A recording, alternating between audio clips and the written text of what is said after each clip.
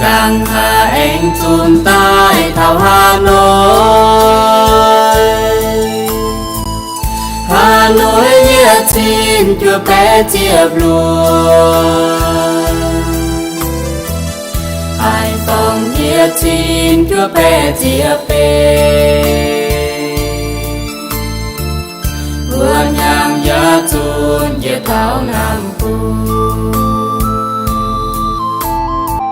Sài Gòn nhẹ chín chùa bé chiệp bê. Giờ chín chúa bé như chiếm nhẹ nhàng.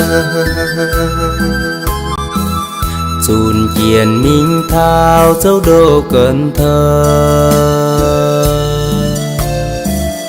Vinh Long giờ chín chúa bé như chia luôn.